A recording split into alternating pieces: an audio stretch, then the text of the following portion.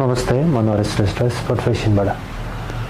आज चाहिँ तपाईँलाई मैले वाचको बारेमा चाहिँ केही रुल्सहरू भनौँ न, के कसरी लगाउने, कस्तो लगाउने त्यो बारेमा चाहिँ केही भन्न गइरहेछु।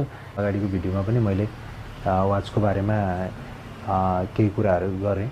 वाच चाहिँ तपाईँको कुन हातमा लगाउने भन्ने कुरा चाहिँ हुनुहुन्छ हैन। धेरै जस्तो यो चाहिँ अलिकति कन्ट्रोभर्सी जस्तो भनौँ न, एउटा अलिकति भन्ने एउटा पर्टिकुलर यही हातमा लाउने भन्ने चाहिँ हुँदैन हैन।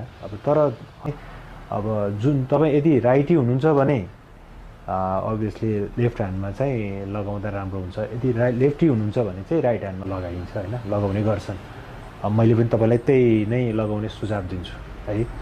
यस्तै अर्को मैले एउटा सानो जानकारी चाहिँ के को लागि भने चाहिँ तपाईँको यो प्लेसमेन्ट भनौँ न, अब घडी चाहिँ कहाँ बस्छ भनेर कहाँ लगाउने, नाडी यहाँ लगाउने यहाँ लाउने भन्दा पनि यो हाम्रो रिस्टको नाडीको यो जुन हाम्रो यो बोन छ नि, यो बोनको सँगै यता लगाउने हो क्या।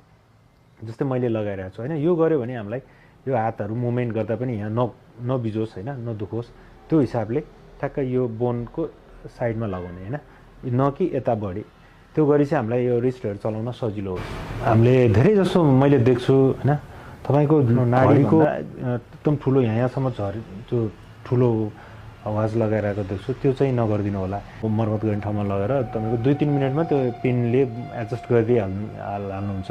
त्यसरी लगाएर ठ्याक्क तपाईँको फिट वाच यसरी लगाइदिनु भयो भने चाहिँ तपाईँको लुक्स पनि राम्रो देखिन्छ। तपाईँको धेरैलाई थाहा नहुनु पनि सक्छ यो कुरा। घडीको पनि आफ्नो साइज हुन्छ।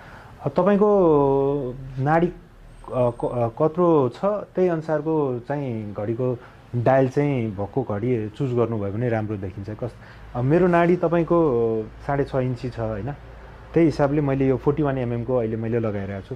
यो तपाईँको म्याच गरिरहेको छ। मैले यतिको 6.5, 7.5 इन्चको नाडीसम्मको लागि चाहिँ त्यही 38 देखि 42 सम्मको लाउन सकिन्छ। अलिकति त्योभन्दा अलिकति स्लिमै मनपर्छ भने 36 mm सम्म पनि लाउन सकिन्छ। अब कसैले चाहिँ अब नर्मल नाडीमा पनि ठुलो बल्की वाचहरू लगाइन्छ, यहाँ मैले फोटो देखाए जस्तो, त्यस्तो पनि नगरिदिनु होला होइन, त्यो सुहाउन्न।